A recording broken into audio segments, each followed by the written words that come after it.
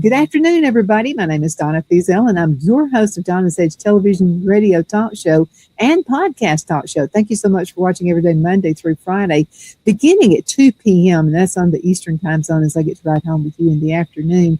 You can find us on television two different ways. Channel 182 on Charter Communications. That's up in North Alabama. Another way you can find us is worldwide, and that's through Abundant Television, found on Roku, Apple TV, and Amazon Fire. And don't forget the podcast on the newscasters.com. And on the radio, you can find us with the biggest country station in South Carolina, WZLA. It's always great to be part of that team as well. Make sure that you listen to them. If you find them online, that's 92.9. That's for South Carolinians. Another way you can find them is on the web. So listen to them that way. And also Benji and Lacey in the morning. Make sure you catch them. So brother and sister team, you know how brothers and sisters can jab each other? They do. They go for it. So go ahead and check them out. You'll find all kinds of news, weather, even national news, and you'll find local news as well. But so thankful for all the platforms we have where we can go out and we can meet. Also on all the social media sites where they're still there as well. I have DeJoly with me right now, and DeJoly is a good friend of mine. We've been friends for a number of years. And so I took advice from you, which I do all the time. I learned to breathe from you, so thank you for that. But I'm a left-hander. So writing in the journal, I was getting it, and I was writing things in there, and I would understand it. But you came across something where you switch hands. So instead of left-handed, I started writing right-handed. And it's amazing. It seems like somehow, I don't know how it did it, how it triggered. But explain how that works. Well, when you're writing with your dominant hand, you're writing with filters. Like sometimes you can actually see yourself correcting your spelling or putting a comma where you should have put a comma. You go back and you look at things. You kind of edit in your head when you're writing, and it comes out that way because when you're writing with your dominant hand, your brain is engaged. When you're writing with your non-dominant hand, which was for you would be your right hand, you don't have any filters. It bypasses all of that. So when you're writing, it's going to come out maybe messy at first, but as you do it more and more, you become more authentic on the page, more honest with yourself on the page, but you also can read it better as you write it more often that way. Well, it looks like a second grader's handwriting. I mean, it's really kind of bad. That's a really good point because that's the age of that, and maybe a little bit older is the age in which we really form some of our values, our fears, our likes, our dislikes. We form all that at that time, and that part of us still exists. So when you're not filtering and you're working with your other hand, you're actually tapping into that part of yourself. We often call it the inner child. So you're tapping into that, and that is a more authentic part of you than the part that's filtered. Well, it's amazing the techniques that you're coming at. It's helping all of us, the audience, and everybody throughout. So let's talk a little bit, because you are an author and you are a speaker. Before we get started and dig in a little bit more, how can folks find out more about you and what you teach? Well, I'm on the web. I have DeJoly.com as my website. I also am on Facebook. I am actually speaking this coming weekend at a conference out of Oakland, California, called Survivorship. And my topic is about remembering wholeness, because it's for people who have, and this is an extreme, but it's the people who have dissociated from life because it was too extreme. There was a lot of trauma. And oftentimes we walk through life dissociated from ourselves, and we don't have to have gone through a huge amount of trauma. We just are that way. We sit and we scroll. That's one way that we get away from ourselves. It's a way that we disconnect from the world. And so in order for you to come back to yourself, it's that's a real important part of the writing that we do. But my presentation is, I used to speak at that conference in person, but during COVID, they went virtual. So it's a virtual conference.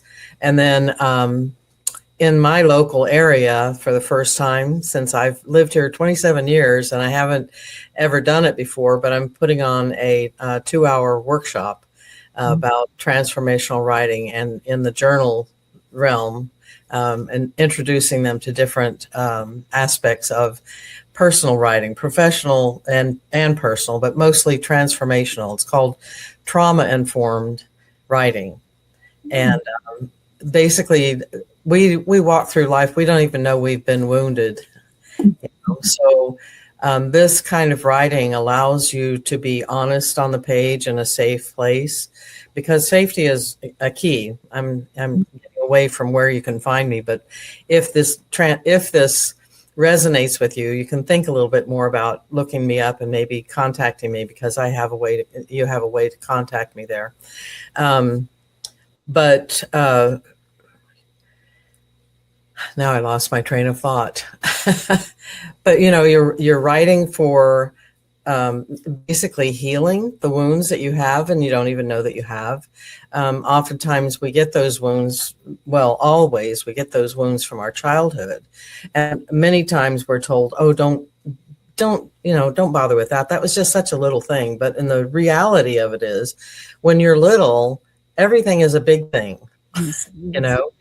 You're depending on people to take care of you. You're depending on and finding love in whatever way you can. And if that means you have to change your perspective of the world in order to fit into people's I like you kind of, standard, you have to behave a certain way. You have to say a certain thing. You have to be smart enough to do this or that. You have to be strong enough. You have to be a jock in order for your parents, probably your father to love you or whatever, to show any kind of affection. And we need affection. We want affection, and we want to have that kind of relationship thing going, but we don't always get that. Mm-hmm. So writing is a place where you can put it on paper and it becomes safe for the first time. Oftentimes you write what you can't say out loud. Mm-hmm. You try to say things to people and they don't understand. And so oftentimes you back down and you get quiet and you go back into yourself and you don't know, how am I ever going to get this out of me? Because it's eating me alive. Well, one of the first places you can do it is on paper. A lot of times people draw, they write, they do art, like they'll use their hands to create something in your hands, the tactile part of it. That's why I say a pen and paper rather than the keyboard is the connection between your brain and is the tactile part of putting that pen on the paper and writing. It becomes a very kinesthetic connection between your brain and your body, because you want to know what's going on in your body. How do you react when somebody comes toward you and they're a big person and you're just a little person? How are you reacting, and why are you reacting that way? They haven't done anything to you. They haven't said anything. So I look at those things and I encourage people just to become curious about themselves. What is it how is their behavior not reflecting what they think of themselves? It's reflecting something that's coming from back here, like the reactions that sometimes we have in relationships. We don't know why we do these things. And if we don't know how to name those things, one of the things that I teach is emotional literacy, so that you can get a wider range of what you feel and you have a way to describe those things, then you're more apt to have good communication with people, as opposed to, well, you should have known what I was thinking. How many of us have said that? You should have known.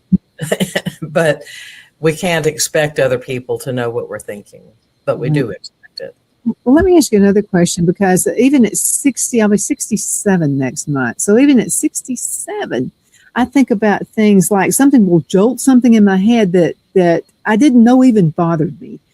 Something that happened when I was a kid. And it could be a television show. It could be just something somebody says. And it'll go, oh, man, I remember that was a bad place. Why does that happen? Why do you think of things sometimes years later, decades later? Well, for the same reason that we dissociate, where it may have been a very hard experience. And so for us to keep on functioning and put on that face of I'm okay, we push it clear to the back of our little consciousness, and it doesn't start filtering out until we've lived some experiences, and then something triggers it to come forward. That's a very common kind of repression of our memories. And but it's important when those do come forward for you to sit and write to figure out what it is that actually was the trigger, because it wasn't this new person, it wasn't this new thing, it was the thing back then that triggered you. So if you're functioning from that place, then chances are you're functioning from that place throughout all of your relationships.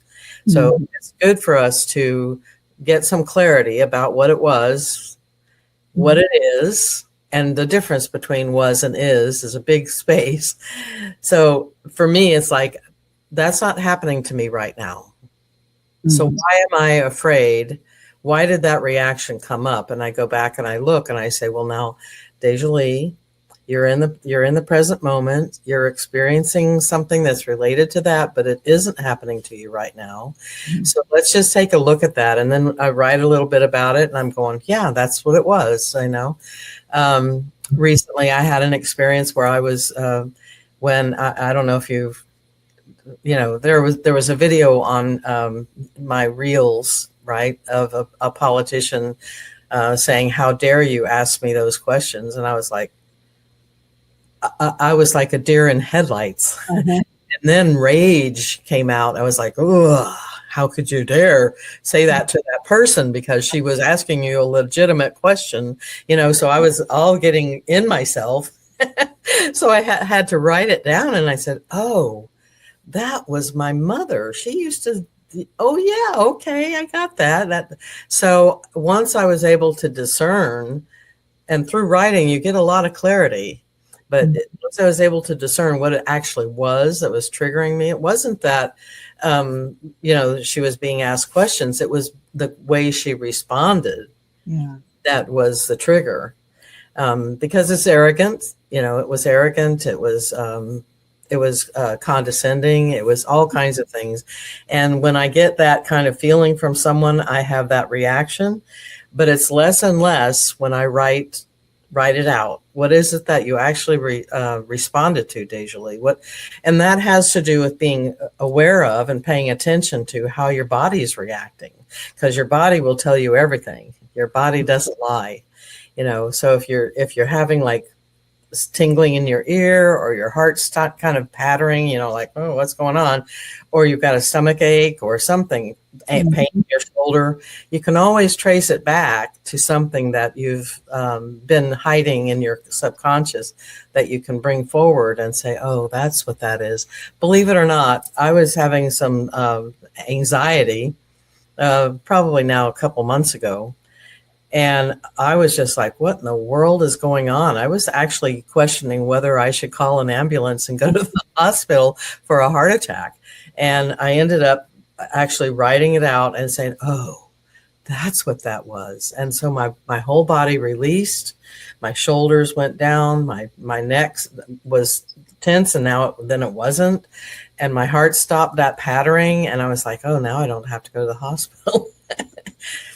So you can see that it relates. Your mind and body are related. They are. And so I cannot be in closed spaces. I have to be where I can see a window.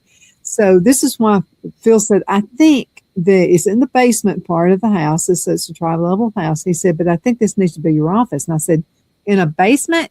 And he said, well, it's not a basement. He said, you've got all those windows all the way across. And what we'll do is we'll have your camera this way So you can face those windows. It'll do two things. First of all, you're not going to feel like you're in a closet somewhere, because when I was rowdy, I would be put in a closet with the door locked. Oh boy. And so I've got those windows, and it's kind of, and I love nature. I cannot stand, because the closet I would be put in was the bathroom that was in the middle of the house. There were no windows even in the bathroom. Wow. And we put in that closet in there. And I remember just banging on the doors trying to get out of that closet. Yep. And so Phil asked me one time, he said, why do you not let anybody get directly behind you? He said, because his dad was in World War II. He said, you act like somebody who's been in the war. And his dad would freak if somebody got right behind him, you know. And he said, you almost, he's not as bad as Dad. He said, but you act a little bit like him. And I said, well, it's because I would get scared. I mean, somebody would come back behind me. My uncle did it to me, and also Mother did. Mm-hmm. Come up on you and just scare the heck out of me, you know, just like yell like really loud or something like that. Yep. But there are things that people do to their kids, and I don't know if they think they're being funny. I don't know what they think, but your kids are going to remember, and your kids are going to carry that all of their life. Mm-hmm. And I want to talk about that. We've got to go into a commercial break. Okay. We'll be right back in just a few minutes. I'm just telling you, your kids, you need to think about what you do and what you say to your kids, because it's a lifetime. That's right. Twin City Used Car Sales has been serving drivers in the Northeast Alabama area for years with a quality selection of late model used cars, SUVs, and pickup trucks. On top of our extensive selection and competitive prices, we offer professional auto financing services for used car buyers of all credit levels. Whether you've just begun your search or you're ready to secure your next vehicle, at Twin City Used Car Sales, you will drive away with the vehicle of your dreams. The sales and finance staff at Twin City Used Car Sales looks forward to serving you, and you can apply for financing online before your visit to our used dealership in Gadsden, Alabama. Check us out on the web at twincityusedcars.com or go by our location at 901 First Avenue, Gadsden, Alabama. We sincerely look forward to serving you.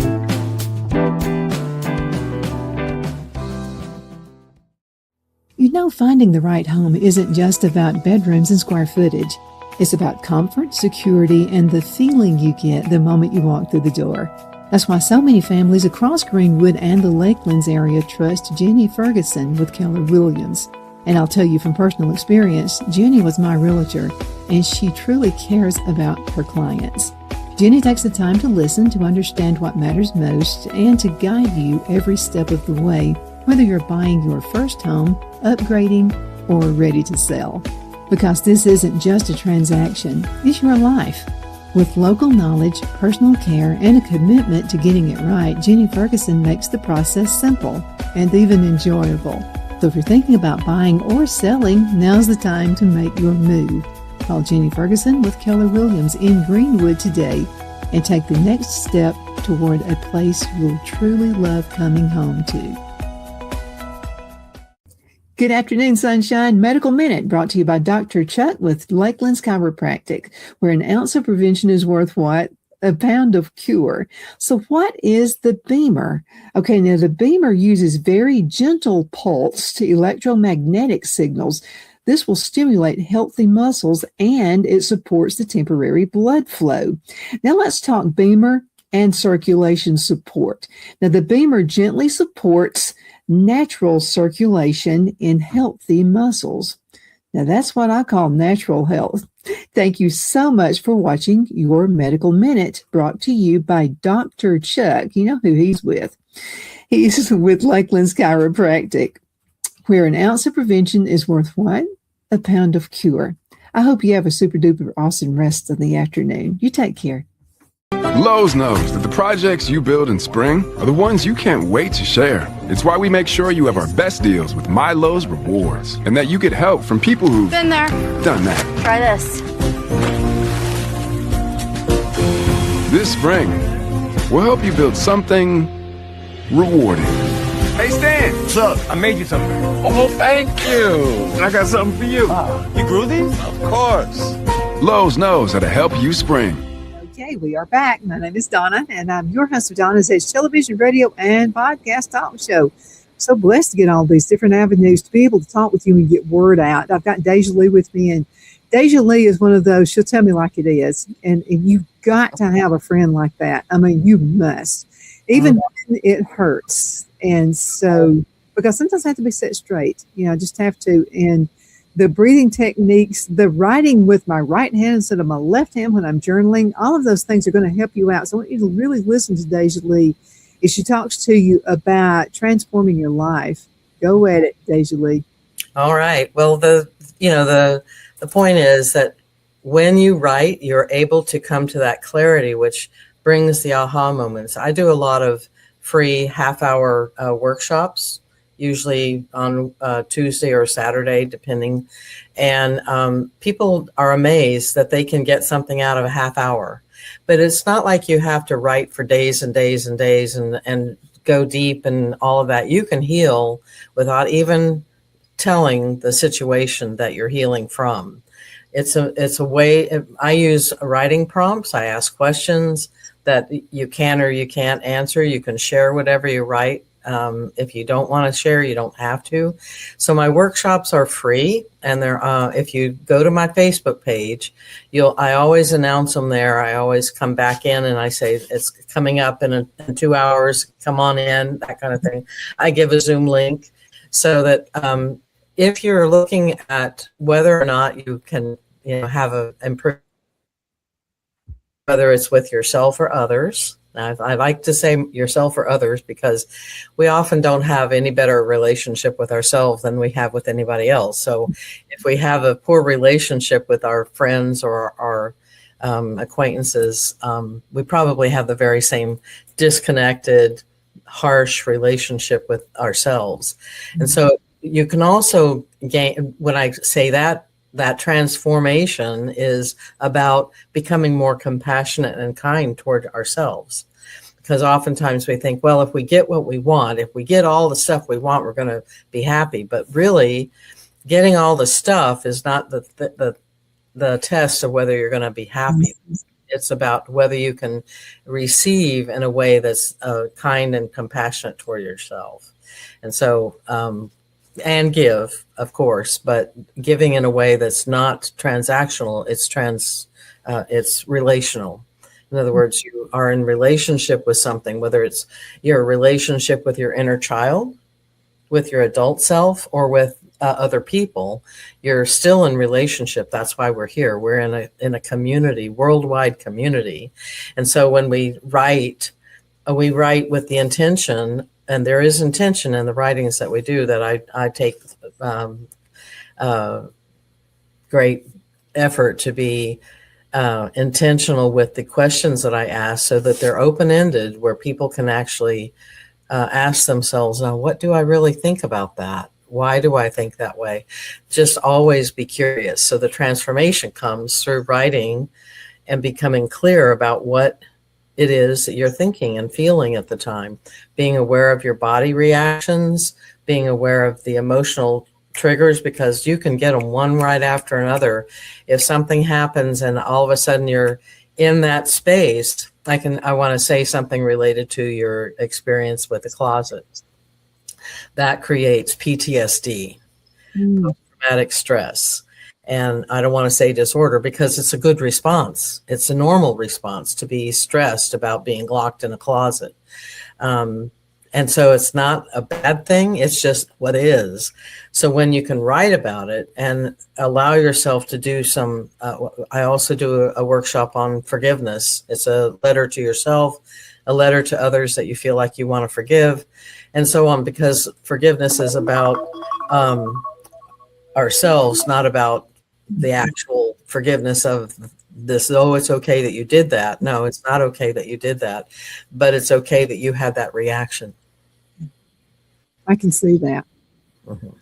It's because there's so many things that we carry, and I mean, releasing that. So let's talk a little bit about releasing something terrible somebody did to you. How important is that, and how can you release it?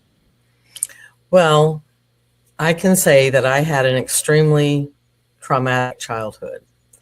And by being able to do the work. What's that? Something happened with the, okay. It might have the been. Okay. By being able to do the work of writing, excuse me, what it was that happened, because I went through a period of about, 20 years of speaking publicly about healing from the abuse. And as I did that, each time I spoke, it became less and less impactful on me. So I can see and have experienced that if you write consistently, regularly, and in a way that just explains it all. I mean, I used to, why did they do that to me? And then it got to, well, I learned something from that. And then it got to, okay, that's a movie that I saw somewhere, because it became less and less emotionally impactful on me. So I know that it can be done. And through the forgiveness letter that we work on, I explain all the parts of it, all the reasons why you would write certain things. And then it's up to you to take the effort and because all the work that you're doing is not for me. It's not for show. It's not for performance. It's actually for coming to an understanding of who you are and why you are the way you are. And then allowing yourself to pivot. I love the word pivot because, you can become a master of being a victim. You can become everybody did everything bad to me kind of person. And you can move through that literally. You don't have to stay in that situation. You can pivot and say, well, now, what was it that I should have learned from that? Why does it keep happening to me? Is this a pattern? And the thing is that you can see patterns of behavior, patterns of thought, patterns of beliefs that you have about things, even, for instance, the way you deal with money. How do you deal with money? Is it because you were ever taught about money, finances? Were you ever taught about investing? Most of us were taught by example of seeing our parents say they didn't spend on us. They didn't spend on things that were enjoyable. They paid their bills. They barely made enough money. I mean, all kinds of things. Some people are wealthy, but they're still unhappy about money because they have never learned the value of, it's not the value of the money itself. It's the value of the things that you get from having the money.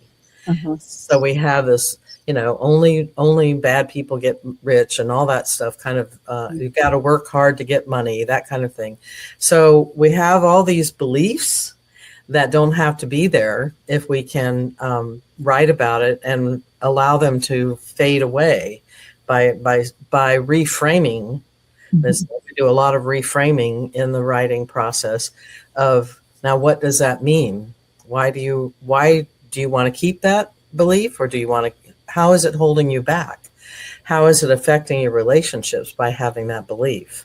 How is it affecting your ability to pay your bills if you have that belief?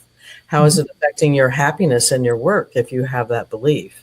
So, we don't have to say that so-and-so did this and this and this at work.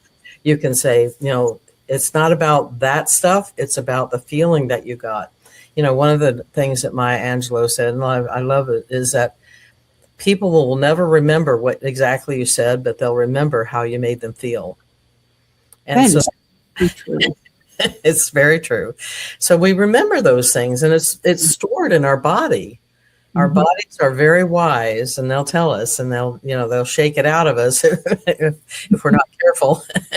They do. DeJoly, we've got to call it today. I can't believe the show is already over. Oh my goodness. Yeah, we've got to go to another desk, but I'll tell you what I want to do. You hang around, okay? I've got to get you an hour somehow. Okay. You're on the show. And guys, thank you so much for watching. We definitely appreciate you. Continue sending email. This is what DeJoly and I like. We want to know where you're coming from and what you would like to hear. It sounds like we're all going through that same walk in life. Donna at donnasedge.com, Donna at donnasedge.com. Thank you for watching. DeJoly, love you much. Thank you so much. You're welcome.